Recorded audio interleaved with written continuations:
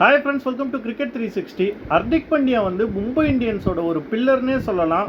டில் 2021 ஒரு 6 சீசன் மும்பை இந்தியன்ஸ்க்காக விளையாண்டார்.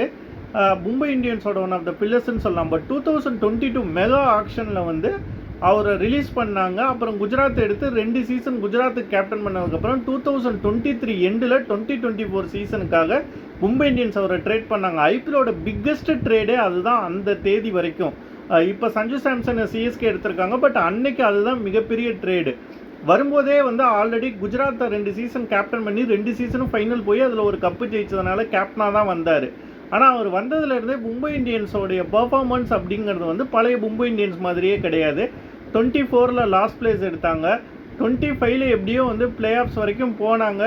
குவாலிஃபயர் 2 வரைக்கும் விளையாண்டாங்க. பட் அவரோட கேப்டன்ஷிப் வந்து பல நேரங்களில் கிரிட்டிசைஸ் பண்ணப்பட்டிருக்கு. இந்த சீசன்லேயும் ஆல்ரெடி இன்னைக்கோட எலிமினேட் ஆகிட்டாங்க.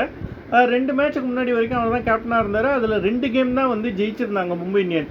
ஸோ அவர் கேப்டனாக இருப்பாரா இருக்க மாட்டாரா அப்படிங்கிற வந்து ஒரு சிச்சுவேஷனில் பார்த்தீங்கன்னா இன்றைக்கி மும்பை இந்தியன்ஸ் பேஜை வந்து அவர் இன்ஸ்டாகிராமில் அன்ஃபாலோ பண்ணியிருக்காரு.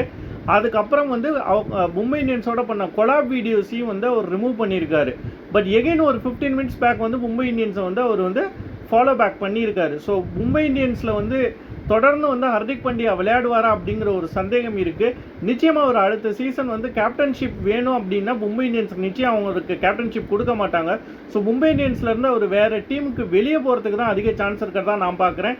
நீங்கள் என்ன நினைக்கிறீங்க? மும்பை இந்தியன்ஸ்லேயே ஹர்திக் பாண்டியா இருப்பாரா இல்லை வெளியே போயிடுவாரா அப்படிங்கிறத மறக்காமல் கமெண்ட் செக்ஷனில் கமெண்ட் பண்ணுங்கள். தேங்க்ஸ் ஃபார் வாட்சிங்.